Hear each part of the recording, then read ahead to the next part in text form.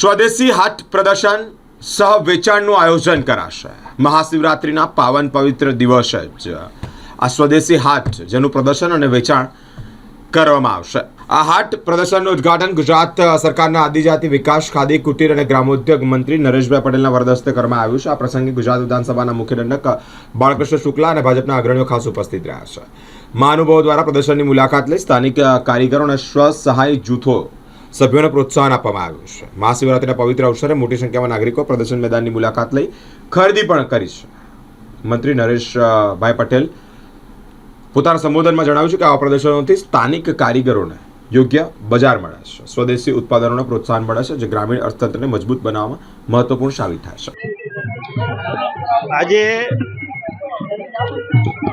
આપણા દેશના યશસ્વી પ્રધાનમંત્રી આદરણીય નરેન્દ્રભાઈ મોદી સાહેબની એક કલ્પના છે અને પોતાનો એક સંકલ્પ પણ છે કે આ દેશ વિકસિત બને અને વિકસિતની સાથે સાથે દેશ આત્મનિર્ભર બને અને આત્મનિર્ભરની સાથે સાથે દરેક વ્યક્તિ પણ આત્મનિર્ભર બને એવા શુભ હેતુ સાથે અનેક પ્રકારના આયોજન દ્વારા અનેક કાર્યક્રમો પણ ચાલી રહ્યા છે અને એ જ રીતે મારા વિભાગ દ્વારા ખાસ કરીને આજે અમારા યોગેશભાઈ અમારા વડીલ એમને ધન્યવાદ આપવો છે, કારણ કે એ પોતે ખૂબ મહેનત કરતા હોય છે। તો મારા વિભાગ દ્વારા સ્વદેશી હાટનું જ્યારે અહીંયા આયોજન થયું છે 200 સ્ટોલ સાથે એ હાટ બજારનો આજે આપણે વિધિવત રીતે અહીંયા લોકાર્પણ કરીએ છીએ।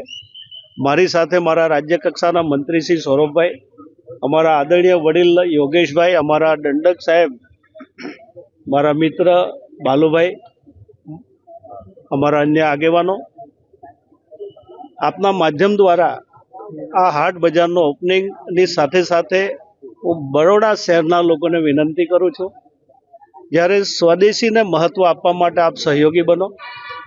આ હાટ બજારની આવતાની સાથે જ તમને પણ એવું લાગશે કે બધા જ લોકો જે કોઈ વસ્તુ અહીંયા આપને જોવા મળશે બનાવનાર બધા જ આપણા જ લોકો હશે।